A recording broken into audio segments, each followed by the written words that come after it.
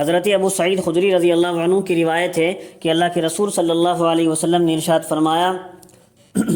سید الشہور شہر رمضان، مہینوں کا سردار تو رمضان المبارک کا مہینہ ہے، وَأَعْظَمُهَا حُرْمَةً ذو الحجہ، اور حرمت اور ادب و احترام کے اعتبار سے سب سے بڑا مہینہ وہ ذی الحجہ کا ہے۔ پھر اس ذی الحجہ کے مہینے کے کچھ آداب بھی احادیث میں وارد ہوئے ہیں۔ ذی الحجہ کا مہینہ شروع ہونے کے بعد مستحب ہے کہ آدمی نہ سر منڈوائے، نہ بال کتروائے، نہ ناخن ترشوائے، خصوصاً جس کو قربانی کرنی ہو اس کے لیے اور زیادہ تاکید آئی ہے۔ ام المومنین حضرت ام سلمہ رضی اللہ عنہ کی روایت ہے کہ حضور صلی اللہ علیہ وسلم نے ارشاد فرمایا، جس کو قربانی کرنی ہو اور ذی الحجہ کا چاند نظر آ جائے تو وہ شخص اپنے بال نہ کٹائے اور نہ ناخن میں سے اس وقت تک کچھ ترشوائے جب تک کہ قربانی نہ کر لے۔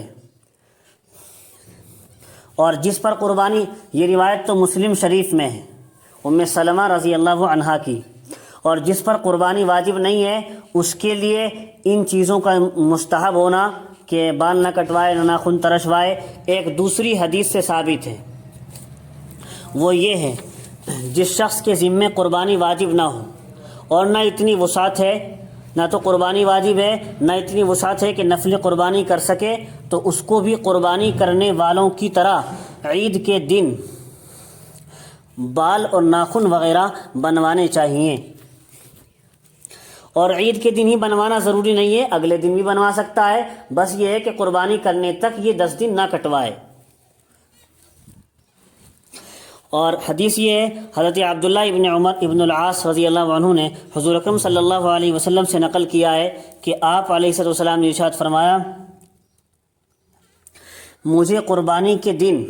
عید منانے کا حکم ہوا ہے، اس کو اللہ نے میری امت کے لیے مقرر کر دیا ہے۔ ایک شخص نے کہا، یا رسول اللہ، مجھ کو کسی نے مادہ جانور دودھ پینے کے لیے دیا ہے، اس کے سوا دوسرا جانور میرے پاس نہیں، تو کیا میں اسی کی قربانی کروں؟ آپ صلی اللہ علیہ وسلم نے ارشاد فرمایا، نہیں، اس کی قربانی مت کرو، لیکن تم عید الاضحیٰ کی نماز کے بعد اپنے بال کٹوا لو،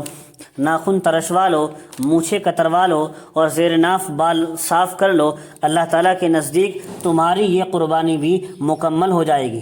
تمہاری یہی قربانی مکمل ہو جائے گی۔ یہ حدیث ابو داؤد شریف کتاب الضحایا میں ہے۔ تو اس پر علماء نے لکھا ہے، جس شخص کے ذمہ قربانی واجب نہ ہو، نہ اتنی وسعت ہو کہ نفلی قربانی کر سکے، تو اس کو بھی قربانی کرنے والوں کی طرح عید کے دن بال ناخن وغیرہ بنوانے چاہیے، اس کو بھی قربانی کا ثواب ملے گا۔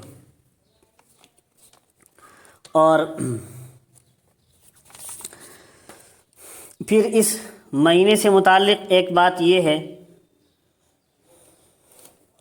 کاشتکار جس موسم میں بھی بیج زمین میں ڈال دے تو بیج اگ ہی جاتا ہے، مگر تھوڑی محنت،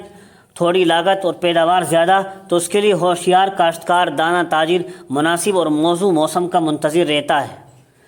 تو اسی طرح جس وقت اور جس حال میں بھی اللہ تعالیٰ کا ذکر اور اس کی عبادت کر لی جائے تو بہتر ہی بہتر ہے، مگر تھوڑی محنت، عمل کم اور ثواب زیادہ کے متلاشی حضرات کے لیے ذی الحجہ کے شروع کے دن بہت ہی مناسب ہیں اور بہت ہی کام کے ہیں۔ حضرت ابو ہریرہ حضور اکرم صلی اللہ علیہ وسلم کا ارشاد نقل کرتے ہیں، عبادت کے لیے سب سے موزوں اور مناسب اور سب سے محبوب اور پسندیدہ دن اللہ تعالیٰ کے نزدیک ذی الحجہ کے 10 دن ہیں، کیونکہ ذی الحجہ کے ایک دن کے روزے کا ثواب 1 سال کے روزوں کے برابر اور 1 رات کی عبادت کا ثواب شب قدر کی نفلوں کے برابر ہے۔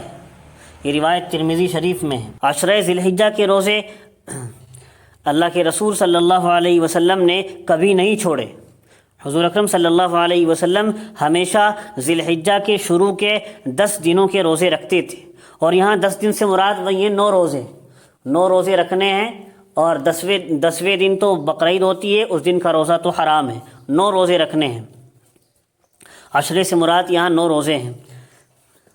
حضرت حفصہ رضی اللہ عنہا سے مروی ہے کہ 4 چیزیں رسول اکرم صلی اللہ علیہ وسلم چھوڑتے نہیں تھے۔ نمبر 1 عاشورہ کا روزہ، یعنی 10 محرم کا روزہ۔ نمبر 2 ذی الحجہ کے 10 دن کے روزے۔ نمبر 3 ہر مہینے کے 3 دن کے روزے، ایام بیز ان کو کہا جاتا ہے، 13، 14، 15 تاریخ کے روزے۔ نمبر 4، فجر سے پہلے 2 رکعت سنت، یہ روایت مسند احمد میں ہے اور نسائی میں بھی ہے۔